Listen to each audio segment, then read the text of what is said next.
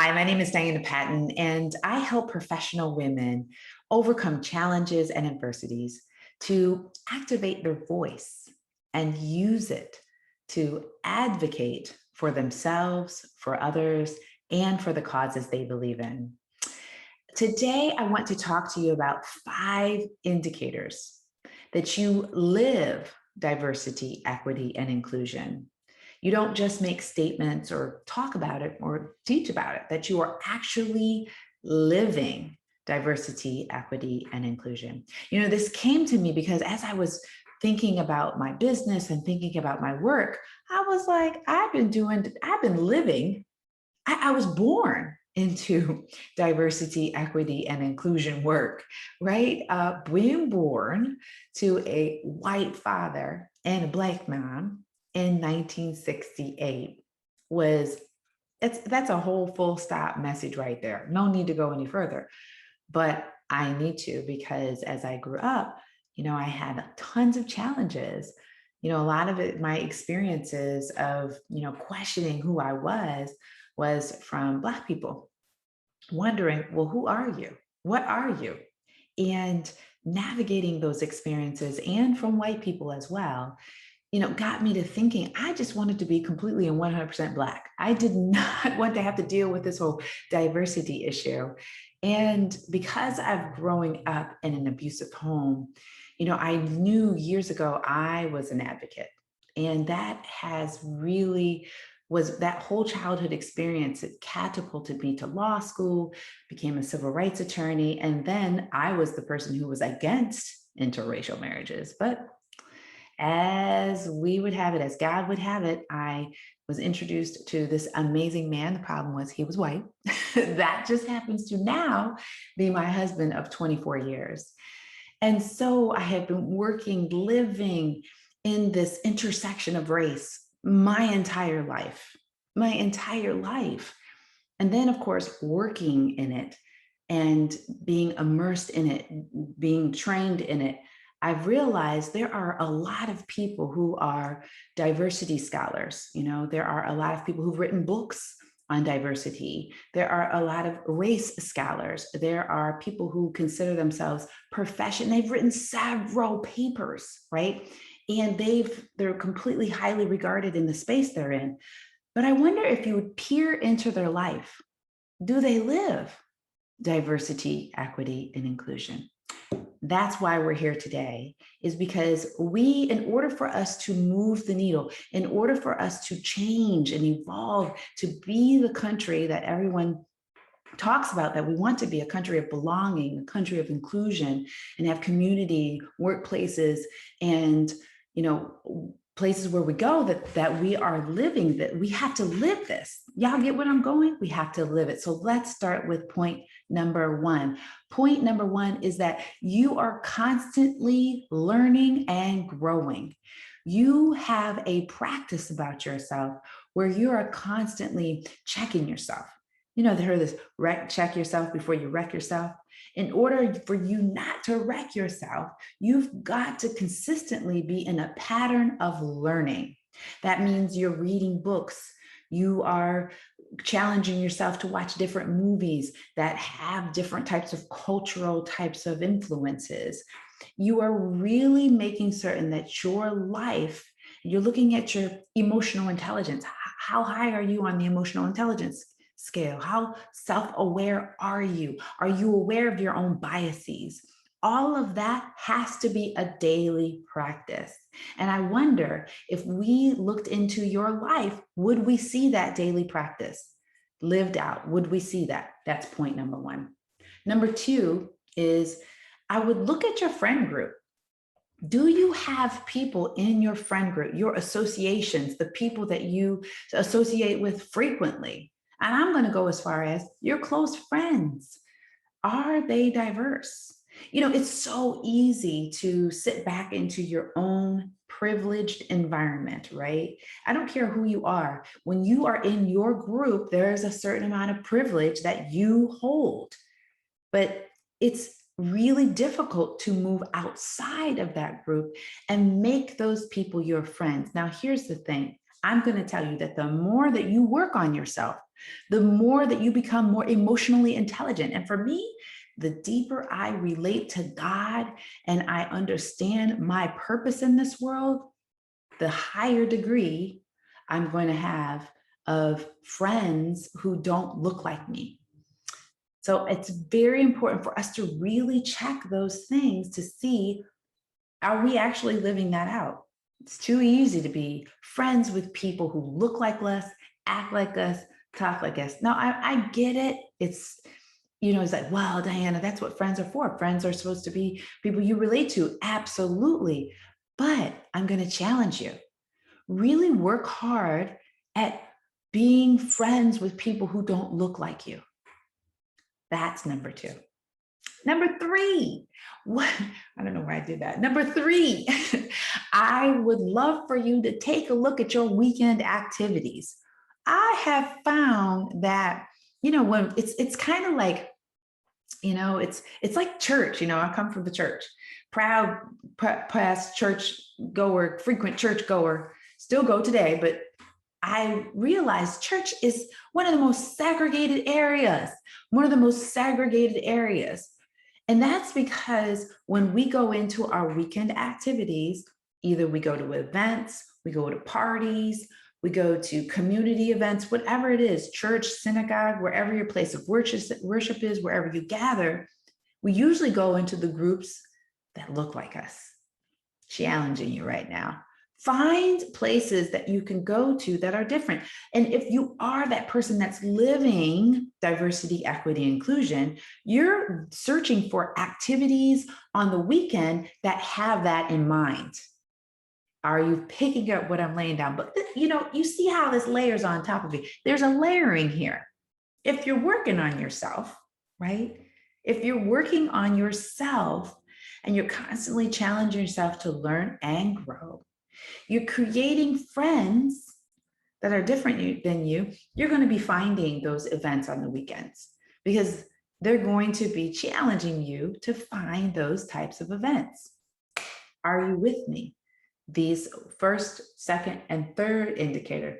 The fourth indicator, you speak up. When you see inequity happening, you speak up. But you don't just speak up and blurt out everything without really speaking with the acronym I've created called passion and grace and love. You have to have those categories to speak up. Speak up with passion, grace, and love. I can't give you everything that passion stands for, but I want to give you the acronym and I want you to write this down.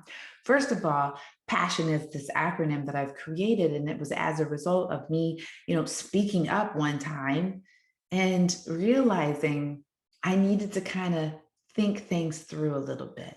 So you got your pen and paper. Hopefully you already had it because I've been telling you guys some good stuff. So the first one of passion is P is pause. Pause, right? Give yourself some room before you blurt out what you're thinking. I am the queen of saying something and then going, probably shouldn't have said that. So there's P is for pause. Dr. Caroline Leaf, who I consider to be my therapist, she wrote a book called Switch on Your Brain. And she says you want to give yourself 90 seconds to pause. That's a minute and a half. I just paused just for a second. That was like, but give yourself 90 seconds to pause. And in this 90 seconds, when you pause, you can assess, which is the A in passion, you can assess, is what I'm thinking true, or is what I'm thinking happened to me like 6 months ago or 60 years ago, and it's still recycling. That happens. Is it true? Is it right? Is it glorifying my God, what I'm saying right now, right? In that 90 seconds, you can kind of do this little analysis in your head. That's the A in passion.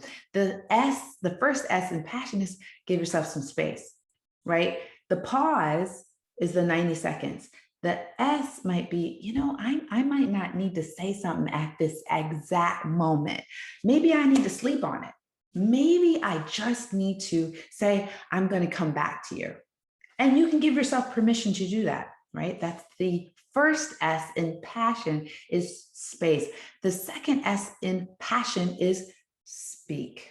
You see, speak you must.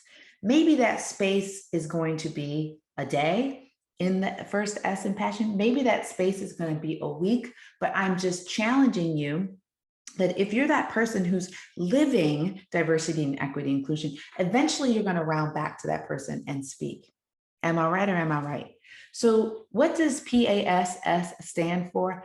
Pass.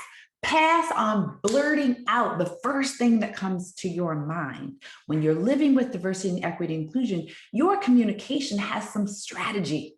You're not just, blah, blah, shooting people down with your words, especially on social media. Now, what happens when you pass on blurting out the first thing that comes to you?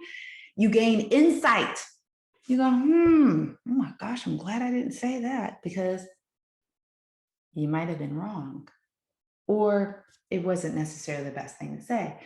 The O stands for open. You become more open to what is happening. And the N, I had to make an acronym, y'all.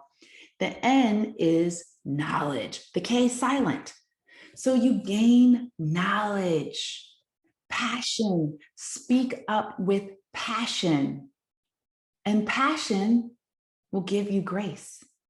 Because don't we all want a little grace every now and again? We all do. We want a little grace and always come from a space of love. I would love to spend more time on the grace and love piece. I'll do that in another video. But for right now, the fourth thing is to speak up with passion, grace, and love. My final tip or final indicator that you are living diversity, equity, and inclusion is you're taking your money, your almighty dollar. You're getting this money out. I'm gonna get some money out. Let's see what I have in my purse. I think I have some receipts. I have some money. I'm taking my money and I'm giving it to companies that are diverse, to companies that value diversity and inclusion. I'm looking up, if I got two companies, one is they're valuing, big company, I'll say, that's valuing diversity, equity, and inclusion. Guess where my money is? It's going to them, right? You know who else my money is going to go to? Small businesses. I want to support, and I have a desire to support small businesses and small businesses that are diverse, Black owned, or any heritage that I can think of, Hispanic, whatever that is. I would love to be able to support those organizations. That's another way that you are living diversity, equity, and inclusion. You see how this all comes together. It's so very important for us to look beyond the PowerPoint, look beyond the statement, right? Look beyond the educational PhDs and papers to see, are we individual? And I'm not raining on the parade of those people. I'm just saying, if we are going to move it and we're going to change the way that we are seeing the world that we live in, and we are doing the work and not just speaking the work, that's what we're going to have to do. Are you with me? I hope these tips are helpful to you. I'm going to ask you to please share this video, share it in your organization, share it with your friends, share it at your church, share it at your synagogue, share it. And consider perhaps getting in contact with me. I'd love it if you would follow me on social media at #DPinspires on Facebook, LinkedIn, Instagram, and Twitter. You can also connect with me on my website, Rise with Diana, and you can follow my newsletter. You can also go to my private page, my private Facebook group called Women Who Rise and Advocate. Thank you so very much. It's been a pleasure, and I hope that I can see you sometime soon.